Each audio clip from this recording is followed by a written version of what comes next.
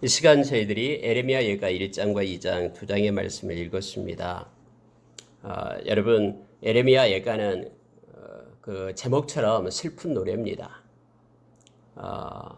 이스라엘이 멸망을 당하고 예루살렘이 불타고 나서 에레미야가 그 황폐하게 된 그런 예루살렘을 바라보면서 너무나 마음이 슬퍼서 하나님 앞에 외치는 이런 내용으로 연결이 됩니다. 크나큰 어떤 상실을 경험했다 그러면은 이 애가는 우리에게 큰 위로를 줍니다. 여기에는 여러 가지 감정들이 나타나 있습니다. 애가서에요. 어떤 부서지고 상처 입은 그런 마음들, 분노도 나타나고 절망, 두려움, 고독, 좌절 이것들로 가득 차 있음을 발견하게 됩니다. 5장으로 되어 있고요. 이 애가서를 읽으면서 그런 상처받은 감정들을 이 말씀 가운데서 우리가 치유를 받게 됩니다. 고통의 깊이를 잘 표현하고 있는데 여러 각도에서 이 말씀을 이렇게 기록하고 있습니다. 그러한 고통은 위로와 또 회복의 기회가 될 수 있음을 성경은 우리로 하여금 이 말씀을 통해서 보여주고 있습니다. 여러분 이 책은 예루살렘이 BC 586년에 그렇게 바벨론에 의해서 함락되고 이 에레미야가 나라의 슬픔을 표현하기 위하여 이 시를 쓴 겁니다. 이거 시입니다. 시로 되어 있고요. 아마 그 멸망한 지 10년 이내에 쓴 책이다라고 그렇게 학자들은 보고 있습니다. 이 말씀을 읽을 때 어떤 비극적인 것만 보는 게 아니라 이 비극을 이렇게 전환하는 그런 바꿔지는 치유하는 그런 내용들을 이 말씀 가운데서 우리가 보기를 원합니다. 그래서 어떤 개인이나 어떤 나라에 적용되는 것, 그런 절망 속에 있는 그런 나라나 개인들이 이 말씀을 통해서 소망을 바라보게 하고 또 회개를 통한 회복을 보게끔 하는 책이 에레미야 애가입니다. 여러분 특징적인 것이 있는데 우리가 1장이 22절, 2장이 22절, 3장이 66절, 4장이 22절 이런 식으로 연결이 되어 있는데요. 이게 시기 때문에 그렇습니다. 우리가 시편 119편을 보면은 176절로 되어 있죠. 176절로 시편 되어 있을 때 거기에는 이제 알파벳 순서로 이렇게 되어 있어요. 우리가 히브리어 첫 글자가 알렙입니다. 알렙, 그다음에 베트, 기멜 이런 식으로 연결이 되죠. 마지막이 타우예요. 그 글자 수가 22개입니다. 그래서 여러분 원어를 보면은 이 히브리어를 가지고 이 에레미야 예가를 보면은요. 첫 글자가 우리가 기억하면서 시작하고요. 그다음에 2절은 니은으로 시작하고 해서 알렙으로 시작돼서 22개 글자로 시작을 해서 끝을 맺어요. 1장도 그렇고요. 2장도 그렇고요. 그래서 22절까지 있는 거예요. 참 정교하게 글을 썼습니다. 첫 절은 기억으로 시작하고 두 번째는 니은으로 시작하고 세 번째는 디귿으로 시작하고 이런 식으로 해서 그 히브리 알파벳을 가지고 이 시를 쓴 겁니다. 1장도 그렇고 2장도 그렇고 3장은 66절로 되어 있는데 1절, 2절, 3절은 이렇게 알렙으로 시작되고 그다음에 4절, 5절, 6절은 이렇게 베트로 시작되고 그다음에 기멜로 시작되고 해서 22개 문자를 3개씩 이렇게 해가지고 66절이 되는 겁니다. 그러면서 그 형식을 지키면서 하나님의 그런 마음과 말씀을 전하는 거예요. 시로요. 그게 바로 에레미야 예가입니다. 그래서 에레미야 예가를 이렇게 연구해 보면은 참 여러 가지 것들을 우리에게 깊은 은혜를 줍니다. 슬픈 노래이면서 그러한 형식에 맞춰서 하나님의 마음을 표현하고 있는 것을 보게 됩니다. 몇 가지를 오늘 읽은 말씀 가운데 묵상하고요. 우리가 기도하는 시간을 갖겠습니다. 특히 이 말씀 가운데 이 에레미야가 자기 자신을 나라, 그러니까 이스라엘 멸망받은 나라 또 베들레헴 그 예루살렘과 동일시하는 그러한 일들이 나타납니다. 마치 나라가 이스라엘 멸망받은 이스라엘이 자기 자신이 되어 의인법을 써가지고 이렇게 표현을 합니다. 그래서 내가 이렇게 슬프다라는 것은 바로 이렇게 지금 예루살렘의 상처를 가진 예루살렘이 자기가 돼서 이렇게 동일시해서 시를 쓰고 있음을 보게 됩니다. 그런 관점을 가지고 이 말씀을 보면은 우리가 더 깊이 말씀을 이해할 수가 있습니다. 1장 1절에 보면은 슬프다로 시작됩니다. 물론 2장 1절도 슬프다로 시작되죠. 슬프다 이 성이여 전에는 사람들이 많더니 이제는 어찌 그리 적막하게 앉았는고 전에는 열국 중에 크던 자가 이제는 가부같이 되었고 전에는 열방 중에 공주였던 자가 이제는 강제 노동을 하는 자가 되었도다 해서 이 성이여 하면서 멸망당한 예루살렘 성을 놓고 말하고 있습니다. 전에는 이제는 해서 이와 같이 이 예루살렘 성 하나님께서 그토록 사랑했던 또 성전이 있던 그곳이 황폐화된 것을 보면서 슬픔을 지금 토로하고 있는 내용으로 연결이 되고 있음을 보게 됩니다. 그렇게 하나님의 은혜 가운데 있었던 하나님의 백성들이 이제는 다 포로가 되어 끌려가고 적막한 그런 무너진 이 성을 보면서 지금 에레미야는 이 시를 쓰고 있음을 보게 됩니다. 그는 밤에는 슬피 우니 눈물이 뺨에 흐름이여 사랑하는 자들 중에 그에게 위로할 자가 없고 친구들도 다 배발하여 원수들이 되었도다 해서 그 슬픔을 표현하고 있는데 계속해서 에레미야는 눈물의 선지자죠. 특히 에레미야 예가는 그는 온통 울면서 이 글을 쓰고 있음을 보게 됩니다. 환난과 고난이 그를 사로잡았다. 열방 가운데 거주하는 거주하면서 쉴 곳을 얻지 못했다. 그를 핍박하는 모든 자들이 궁지에서 그를 뒤따라 잡았다. 해서 많은 그 하나님의 백성들이 붙잡혀서 포로로 가게 되고 또 남자들은 전쟁에서 다 죽게 되고 이런 상황들을 가지고 슬픔에 쌓여서 하나님 앞에 외칩니다. 특히 예레미야 예가는요, 특징 중에 뭐냐면 하나님 앞에서 기도하는 형식을 취합니다. 그러니까 다른 사람한테 막 하소연하고 이런 것이 아니라 하나님 앞에 엎드려서 하나님 보십시오.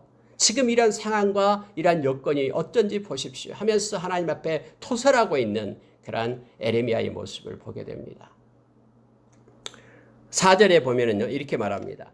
시온의 도로들이 슬퍼하며 절기를 지키려 나아가는 사람이 없음이로다. 하나님 앞에 나가서 예배하는 자가 없다라고 말합니다. 성문들이 적막하며 제사장들이 탄식하며 처녀들이 근심하며 시온도 공고를 받았도다. 그의 대적들이 머리가 되고 그의 원수들이 형통함은 그의 죄가 많으므로 여호와께서 그를 공고하게 하셨습니다. 해서 여러분요, 에레미야는 하나님만을 붙들고 있는 거예요. 막 이렇게 어렵고 힘든 그런 현실적인 그런 처지와 상황을 놓고 하나님을 붙들고 하나님 보십시오.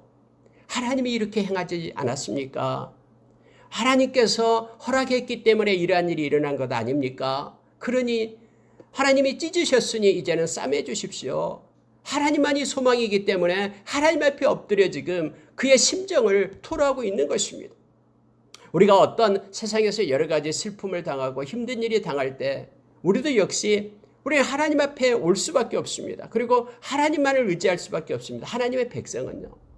그래서 에레미야도요, 전적으로 하나님 앞에 엎드려서 말하는데 맞습니다. 우리의 죄 때문에 그렇습니다. 예루살렘이 죄가 많음으로 인하여 하나님께서 이 예루살렘을 공고하게 했습니다. 그래서 이렇게 나타나는 그런 상황이 이렇습니다. 하면서 하나님 앞에 엎드려 하나님의 긍휼을 구하고 있는 내용입니다. 이 시를 쭉 읽을 때마다 하나님 지금 현상을 보십시오. 하나님만이 고칠 수 있습니다. 하나님 긍휼을 베풀어 주십시오. 하나님 우리가 이렇게 받은 것 맞습니다. 우리의 죄 때문에 그렇습니다. 죄가 너무 많아서 하나님 우리에게 공고함을 주었습니다. 하나님 그러니 이제는 하나님 회복시켜 주시고 그래도 긍휼을 베풀어 주십시오라고 하나님 앞에 엎드리는 에레미야의 모습을 봅니다. 7절에 보면은요, 예루살렘의 환난과 유리하는 고통을 당하는 날에 옛적의 모든 즐거움을 기억하셨으며 그의 백성이 대적의 손에 넘어졌으나 그를 돕는 자가 없었고 대적들은 그 멸망을 비웃는도다. 예루살렘이 멸망을 당하고 또 환난과 유리하는 고통을 당하게 될 때에 그들에게 생각나는 것은 바로 그 전에 하나님께서 함께해 주시고 하나님께서 은혜를 베풀어 주신 그것을 기억했다라고 말하고 있습니다. 여러분 우리가 어제 새벽에 말씀을 나눴듯이 시드기야가 잡혀서 두 눈이 뽑히고 그러기 전에 자기 자식들이 죽고 또 아내들이 다 유린당하고 또 예루살렘이 불타고 하는 것을 목격하잖아요. 아마 그 순간에서는 시드기야는 내가 하나님을 말씀을 따라서 순종하면서 왔을 걸, 순종하며 살 걸 하면서 지난날에 예레미야를 통해서 들려줬던 그 말씀을 기억을 했을 겁니다. 이렇게 멸망당하고 나니까 지난날에 하나님이 함께하고 은혜를 주었던 것을 기억을 하는 거예요. 그럼에도 불구하고 하나님을 버리고 떠났던 지난날의 모습들을 생각하면서 또 지금 현실과 서로 이렇게 비교하면서 그런 마음을 가지고 하나님 앞에 토로하고 있음을 지금 보고 됩니다. 특히 8절을 보니까는 맞습니다. 예루살렘이 크게 범죄함으로 조석거리가 되었습니다. 이렇게 하나님이 행하신 것에 대해서 하나님이 공의를 행하신 것은 옳습니다. 그 공의를 막 부정하면서 불평하고 원망하고 하나님을 막 적대하고 대적하고 이게 아니에요. 하나님 이게 맞습니다. 죄의 결과로 이렇게 된 건 맞습니다. 마땅히 받아야 될 건 맞습니다. 그럼에도 불구하고 하나님 긍휼을 베풀어 주십시오. 하나님께서 이제는 싸매어 주십시오 라고 하나님 앞에 엎드리고 있는 것을 보게 됩니다. 예루살렘이 크게 범죄함으로 조석거리가 되었으니 다 사람들이 업신여기고 사람들이 탄식하며 이렇게 물러갔습니다. 그의 더러운 것이 그의 옷깃에 묻어 있으나 그의 나중을 생각하지 아니하며 그러므로 놀랍도록 낮아져도 그를 위로할 자가 없습니다. 여호와여 원수가 스스로 큰 채하오니 나의 환난을 감찰하소서. 더러운 것이 덕지덕지 옷깃에 묻어 있어요. 이 죄덩어리들이 묻어 있어요. 그런데 이것은 떨어낼 생각을 않고 그의 나중을 생각하지 이 죄의 결과 하나님의 심판을 생각하지 않았다라고 지금 말하고 있습니다. 그래서 이제는 이 심판의 결과 저희들이 초라해지고 낮아졌습니다. 다 죽고 잡혀가고 이러한 상태가 지금 예루살렘이 되었습니다. 이게 예루살렘과 자기를 동일시하면서 내가 이렇게 낮아졌습니다. 그런데 이렇게 낮아져도 위로할 자가 없습니다. 하나님이 형편을 보십시오. 그리고 감찰해 주십시오. 제발 눈을 들어 나를 보십시오. 그리고 하나님 회복시켜 달라고 하나님 앞에 엎드리는 그러한 예레미야의 모습을 보게 됩니다. 자, 11절에 보면은요, 얼마나 큰 기근이 있었는지 성경이 이렇게 말합니다. 모든 백성이 생명을 이으려고 보물을 먹을 것으로 바꾸었더니, 여러분 기근이 오면은요, 아무리 귀하게 여긴 그것들도 의미가 없어요. 그것 가지고는 자기를 구원하지 못하잖아요. 먹을 것을 그것이 더 필요하잖아요. 그래서 아무리 보물들이 있어도 그걸 가지고 먹을 것으로 바꿨다라고 얘기합니다. 먹을 것들로 바꿨더니 지금도 탄식하며 양식을 구하나이다. 지금도 여전히 굶주려 있고 기근 가운데 있다라고 말합니다. 나는 빛에 나오니 여호와여 나를 돌보시옵소서. 언제나 예레미야는 이런 상황에 대한 것을 하나님 앞에 이렇게 말씀하면서 하나님의 긍휼과 위로를 구하고 있는 것입니다. 하나님 돌봐주십시오. 여러분, 우리 주님께서는 그렇게 베드로전서 5장 7절에서 우리에게 말씀하셨죠. 너희 염려를 다 주께 맡기라라고 그렇게 말씀을 합니다. 그러면 주께서 우리를 돌봐주시겠다라고 약속했습니다.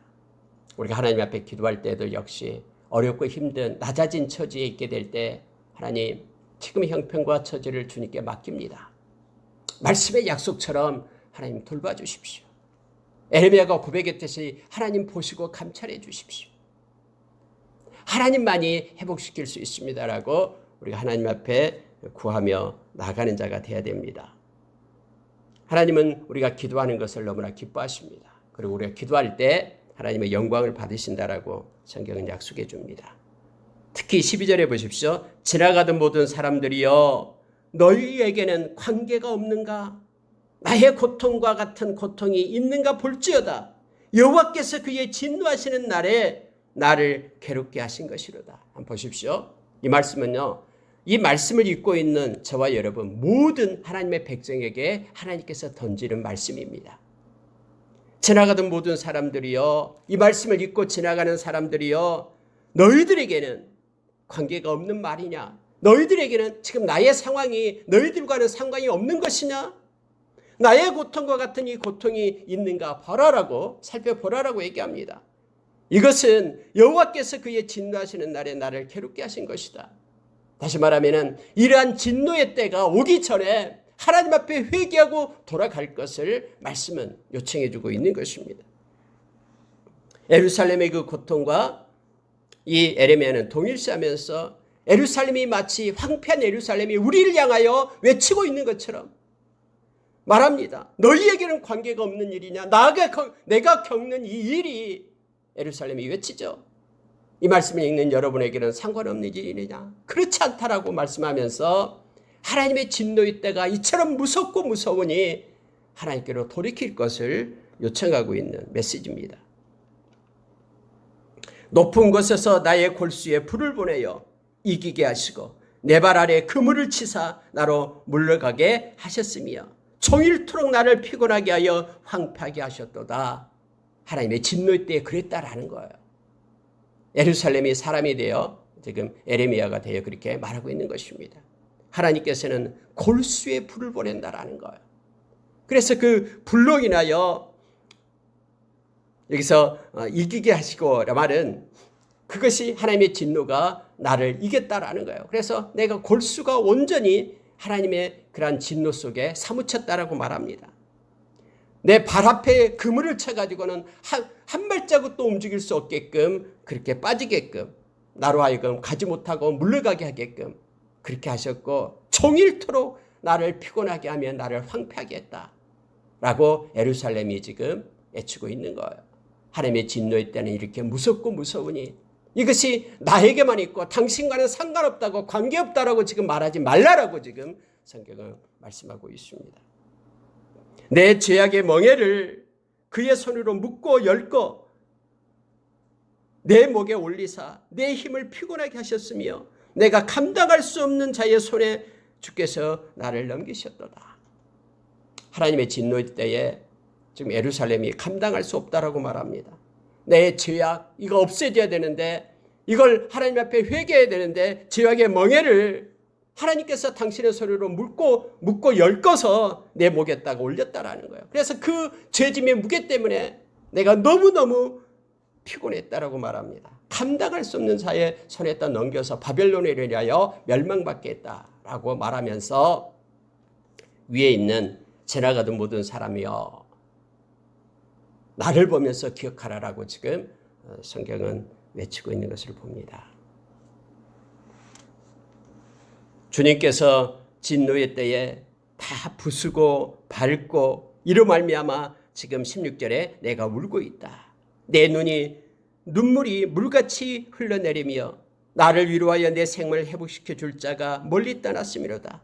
원수들이 이김에 내 자녀들이 외롭도다 하면서 내 자녀 예루살렘의 그런 백성들이 다 외로움과 공고함 속에 있다라고 말해주고 있습니다. 하나님께서 잘못했습니까? 그렇지 않습니다. 하나님은 공의의 하나님이십니다. 나의 죄악 때문에 이랬다라고 지금 말하고 있습니다. 그래서 18절에 보면은 여호와는 의로우시도다. 그러나 내가 그 명령을 거역하였도다. 계속해서 여러분 에레미야는 이렇게 슬픔과 어려움의 처지에 있는 것을 그대로 하나님 앞에 토설하고 있어요. 그러면서 하나님은 의로우시고 우리의 죄 때문에 이런 결과를 맞았습니다라고 인정을 하는 것입니다. 그런데 하나님 긍휼을 베풀어 주십시오라고 하나님께 손을 내밀고 있는 것을 보게 됩니다. 자, 여러분. 자, 20절에 보십시오. 여호와여 보시옵소서. 내가 환난을 당하여 나의 애를 다 태우고 나의 마음이 상하오니 나의 반역이 심히 크미니이다. 밖에서는 칼이 내 아들을 빼앗아가고 집안에서는 죽음 같은 것이 있나이다. 내 마음이 상했습니다. 환난을 당하고 있습니다. 이 이유가 뭐냐면은 나의 반역이 심히 크니이다. 하나님에 대한 패역, 하나님에 대한 반역 이것이 너무너무 커서 그 결과로 지금 이런 상황에 놓여 있습니다. 아무도 나를 위로하는 자가 없습니다. 나의 모든 원수들이 내가 재난당하는 것을 듣고 주님께서 이렇게 행하신 것을 기뻐합니다. 그러나 주께서 그 선포하는 날을 이르게 하셔서 그들이 나와 같이 되게 하소서 하면서 이제 하나님 앞에 원수들을 향해서 하나님의 공의를 행할 것을 요청하고 있는 거예요. 여러분, 우리가 시편에서 다윗도 그랬고요. 막 하나님 앞에 하나님 그 원수 하나님이 가만두시겠습니까? 하나님이 이제는 공의를 행해 주십시오 하고 그렇게 구했듯이 예레미야도 역시 하나님 앞에 이것을 구하고 있는 내용입니다. 예레미야는 그 유다의 유일한 희망이 하나님께서 공의의 진노를 유다의 대적들에게 행할 때에 바로 그러한 유다가 희망이 있다라고 본 것입니다. 이제는 하나님 우리를 힘들게 했던 이 대적들 하나님의 공의를 행하사 그들의 죗값을 물으십시오. 그리고 하나님의 백성들을 회복시켜 주십시오. 이렇게 1장을 이제 끝을 냅니다. 22절에 보니까 그렇게 되어 있습니다. 그들의 모든 악을 주 앞에 가지고 오게 하시고 나의 모든 죄악들로 말미암아 내게 행하신 것 같이 그들에게 행하옵소서. 나의 탄식이 많고 나의 마음이 병들었나이다 하면서 이렇게 슬픔을 또 어려움을 힘듦을 죄의 결과로 주었듯이 이제는 하나님의 백성들을 힘들게 했던 그들에게 하나님은 공의를 행하시고 하나님의 백성은 회복시켜 주십시오 라고 말하고 있는 내용입니다. 자, 2장 1절도 역시 동일하게 시작됩니다. 1절을 보십시오. 이게 중요한 말씀이 우리에게 가르쳐 줍니다. 슬프다 주께서 어찌 그리 진노하사 딸 시온을 구름으로 덮으셨는가. 이스라엘의 아름다움을 하늘에서 땅에 던지셨으며 그의 진노의 날에 그 발판을 기억하지 아니하셨도다. 자, 하나님께서 시온을 구름으로 덮었다라고 얘기합니다. 햇빛을 비추고 따뜻함과 그리고 화창함을 하나님께서 하나님의 백성에게 주어야 되는데 하나님이 진노하시니까 그 새카만 구름으로 그들을 덮는 거예요. 그리고 이스라엘의 아름다움을 하나님께서 땅에 던졌다라고 표현하고 있습니다. 하나님의 진노의 때에 심판의 때에 하나님께서 그 아름다움을 던져서 아주 초라하고 보잘것없는 그러한 이스라엘로 그렇게 만들었다라고 말씀합니다. 특히 여러분 그의 진노의 날에 그의 발판을 기억하지 아니하셨도다라고 말합니다. 이 그의 발판이다라는 것은 성소를 얘기합니다. 여러분 하나님께서 솔로몬이 이렇게 성전을 지어서 하나님께 봉헌할 때에 하나님께서 그곳에 임재해 계시겠다라고 약속하셨죠. 어떻게 그 조그마한 곳에 하나님께서 하나님을 가둘 수 있습니까? 가둘 수 없습니다. 그러나 하늘에 계신 그 크시고 또 놀라우신 그 하나님이 내가 발을 그곳에 두겠다라고 그 성소를 말하고 있습니다. 그런데 지금 예레미야가 하나님 진노의 날에 그의 발판을 기억하지 아니하셨도다. 이 말은 성소를 기억하지 않았다라고 말합니다. 하나님께서 성전이 불타도록 그렇게 버려두었다라는 것을 성경은 말해주고 있죠. 눈에 보이는 그것들이 중요한 것이 아니라 하나님의 말씀을 버리고 하나님을 떠난 것이 중요하죠. 하나님께서 이렇게 약속했고요. 버리겠다라고 약속했듯이 하나님은 그렇게 성소를 버렸던 것입니다. 그런데 이게 슬프다라는 거예요. 왜 이런 일이 있었을까? 하나님의 백성들에게 구름이 끼고 아름다움이 소멸되고 하나님을 섬기는 그런 성전이 파괴되고 하나님이 너무너무 슬픕니다. 라고 그 마음을 이제 예레미야가 하나님 앞에 드리고 있음을 보게 됩니다. 우리가 에스겔서 9장에 보면은 예루살렘의 죄악이 가득할 때에 하나님께서 심판을 시작하는데 그 죄악 때문에 가슴을 치면서 하나님 앞에 눈물로 회개하는 그들의 이마에 표를 해라라고 말하죠. 그러면서 심판의 그 자리에 이마에 표를 난 그 사람들은 절대로 해야지 말 것을 하나님께서는 요청해 주고 있죠. 이 나라의 죄악의 관영함을 보면서도 마음이 움직이지 않고 하나님의 그 마음을 품지 않는 것에 대해서 하나님께서는 슬퍼하십니다.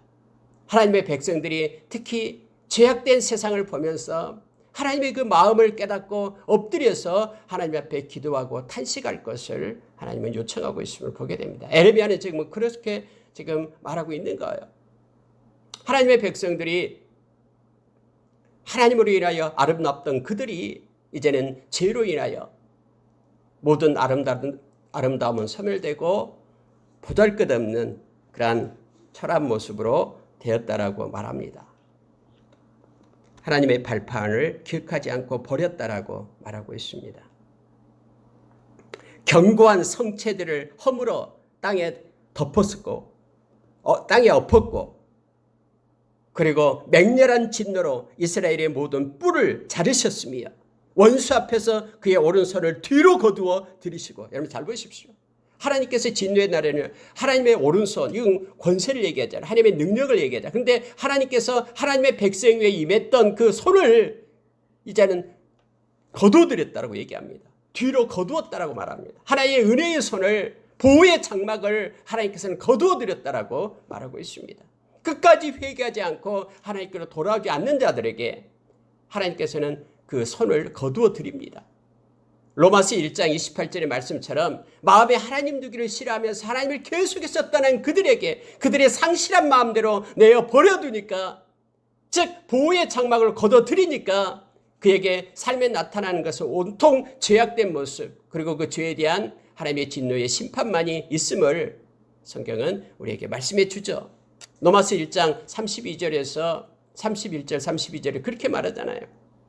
하나님께서 그러한 일을 행하는 자는 사형에 해당된다고 정해놓은 것을 알았다라고 그들은 말합니다. 그러면서도 그들은 계속해서 조롱하면서 그 일을 행한다라고 말하죠. 누구가요? 마음에 하나님 두기를 싫어하는 자들이. 그래서 하나님은 상실한 마음대로 내버려뒀다라는 것은요, 이 손을 거두어드렸다라는 겁니다. 뒤로 거두어 드렸다, 오른손을. 이렇게 말합니다. 그랬더니 지금처럼 이렇게 황폐한 그런 예루살렘이 되었다라고 지금 에레미야는 이 말씀을 통해서 우리에게 가르쳐주고 있습니다. 6절에 가보니까 주께서 그의 초막을 동산처럼 헐어버리시며 그의 절기를 폐하셨도다. 여호와께서 시온에서 절기와 안식일을 잊어버리게 하시며 그가 진노하사 왕과 제사장을 멸시하셨도다. 하나님이 그토록 원하시는 것이 바로 예배잖아요. 그런데 하나님께서 예배를 받지 않겠다라고 말합니다. 헐어버렸다라고 얘기합니다. 절기를 폐했다라고 말합니다. 안식일을 버렸다라고 말합니다. 그리고 하나님께 예배드리는 제사장들, 왕들, 그들을 멸시했다라고 표현하고 있습니다. 말라기서에서도 그렇고요. 또 이사야서에서도 그렇죠. 제발 성전의 문 좀 닫았으면 좋겠다라고 말라기서에서 말하고 있잖아요. 그들이 내 뜰만 받고 있다라는 거예요. 모양만 그냥 위선적으로 와서 하나님 앞에 예배하는 것 같지만 마음은 하나님으로부터 떠나고 왜 이렇게 번거로운가 하면서 코숨치고 하는 일들이 있습니다. 그래서 하나님께서 오늘 지금 이 말씀하시고 있는 내용이에요. 폐하시고 버리셨다. 멸시하셨다. 7절에 보면은 여호와께서 또 자기 제단을 버리시며 자기 성소를 미워하셨다. 아니 하나님께 예배드리는 그곳을 하나님께서 왜 미워합니까? 근데 이제 하나님은 미워했다고 얘기합니다. 제단을 버렸다고 말합니다. 이제는 그 자리에 하나님의 백성이 있는 것이 아니라 원수의 손에 넘겨져 가지고 그 원수들이 와서 여호와의 전에서 떠들기를 절기의 날과 같이 하였도다 라고 지금 상황을 말하고 있습니다. 하나님 앞에 예배드리는 자들로 가득 채워야 될 그 자리가 아니라 그 원수들이 그곳에 와서 떠들면서 그 모든 것을 늑탈해가고 그렇게 파괴했다라고 말하고 있습니다. 그 이유가 뭐냐면은 다 하나님이 행하셨다라고 에레미야는 지금 보고 있는 거예요. 그래서 하나님 앞에 이걸 마음을 드립니다.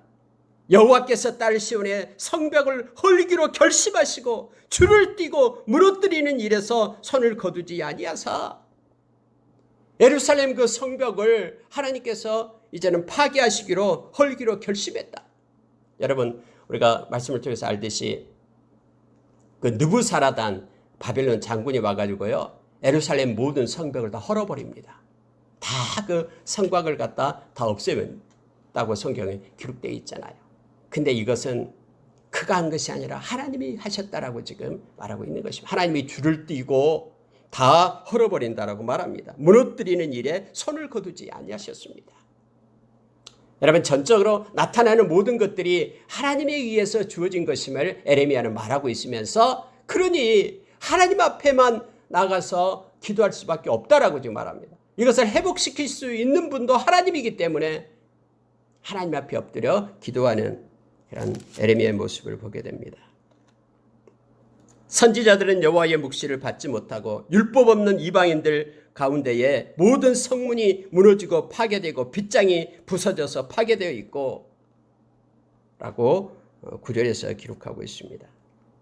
이러한 상황을 볼 때 얼마나 예레미야가 마음이 아프고 힘들었으면요. 자, 11절에서 이렇게 말합니다. 내 눈이 눈물에 상하며, 계속해서 눈물이 흐르니까 눈이 이렇게 상해버렸습니다. 내 창자가 끊어지며, 너무너무 아픈 거예요. 그래서 이 창자가 끊어지는 아픔, 가장 아픈 표현을 할 때 창자가 끊어진다라는 표현을 써서 시적인 표현을 쓰죠. 너무너무나 힘든 일을 닥칠 때요, 정말로 창자가 끊어지는 그러한 고통 가운데 있게 됩니다.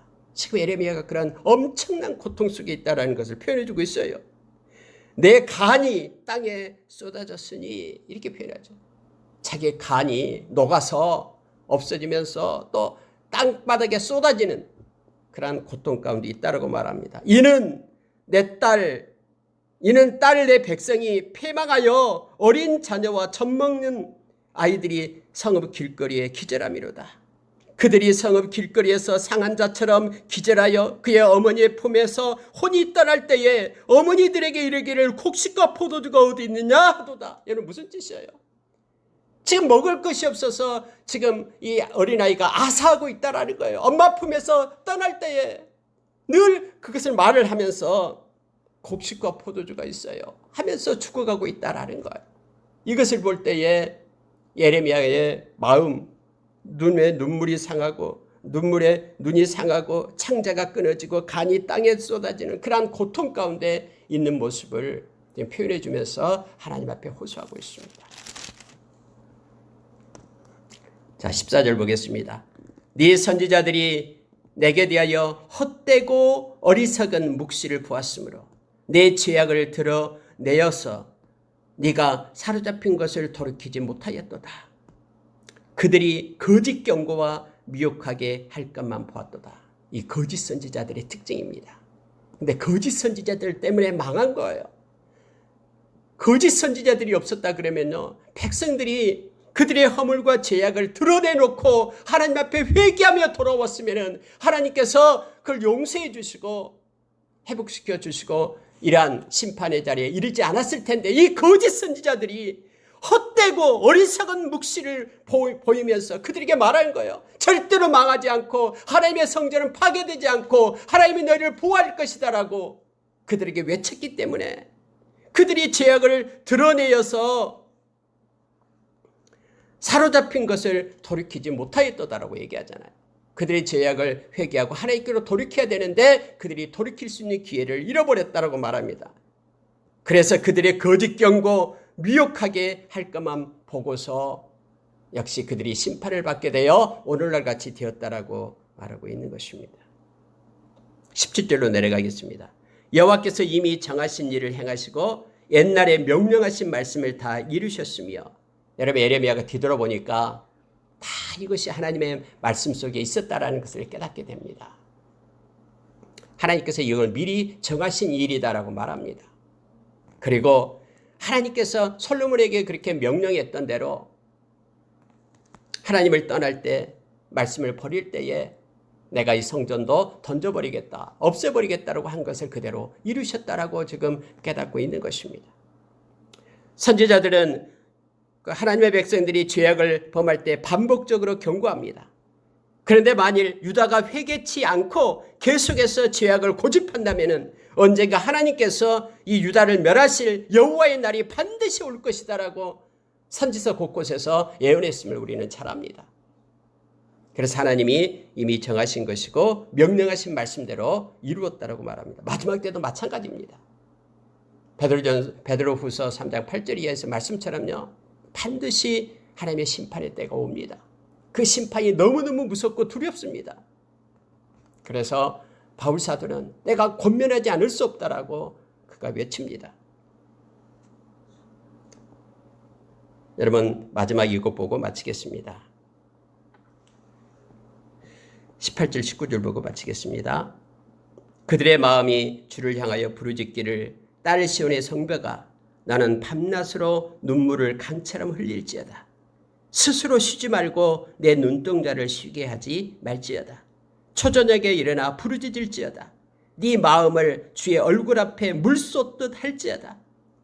갓길 어귀에서 주려 기질한 내 어린 자녀들의 생명을 위하여 주를 향하여 손을 들지어다 하였도다. 지금이라도 하나님 앞으로 돌아올 것을 에레미야는 말하고 있는 것입니다.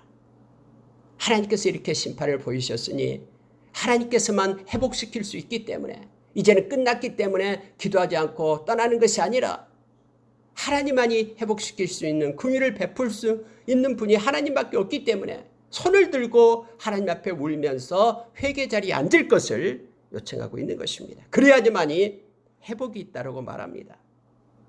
그래야지만이 하나님의 무서운 진노가 거치고 긍휼이 임하게 될 것이다라고 하나님 앞에 엎드려서 지금 중재를 요청하고 있는 것입니다. 하나님, 이제 중보기도를 하고 있는 것입니다. 하나님, 이제는 하나님이 회복시켜 주십시오. 이렇게 실상을 탄원하는 그러한 모습 속에서 하나님 긍휼을 베풀어 주십시오. 하나님만이 행하실 수 있습니다. 하면서 하나님 앞에 엎드려 기도하는 것을 말하고 지금 성경은 기록해 주고 있습니다. 말씀을 마치겠습니다. 에레미야 예가는 계속해서 그 에레미야의 마음을 상태가 어떤지를 하나님 앞에 그대로 토설합니다. 그리고 위로하고 회복시킬 수 있는 분은 하나님밖에 없음을 고백하면서 하나님의 손을 구하고 있는 내용입니다. 하나님께서는 말씀대로 행하심을 또 나타냅니다. 우리가 이 나라를 보면서도 또 우리 주변에 나타나는 현상을 보면서도 하나님의 마음을 갖기를 원합니다. 우리가 골로새서 3장 12절에서 우리로 하여금 하늘의 옷을 입기를 원하시죠. 그게 가장 먼저가 긍휼의 옷입니다. 긍휼의 옷, 자비의 옷, 겸손의 옷, 온유의 옷, 오래 참음의 옷을 입으라라고 말합니다. 하나님의 마음, 그 긍휼을 가지고 우리가 이 세상을 살아가길 원합니다. 지금 에레미야는 그의 마음 가운데 하나님이 그렇게 마음을 주어서 그 마음 가지고 하나님 앞에 엎드려서 지금 탄식하며 하나님 앞에 울부짖고 있는 것입니다. 죄악된 세상을 보면서 하나님의 마음을 가지고 하나님 앞에 기도의 자리에 앉기를 원합니다. 오늘 하루도 우리 주님을 의지하며 주님의 마음을 가지고 살아가는 하루가 되기를 원합니다. 기도하겠습니다.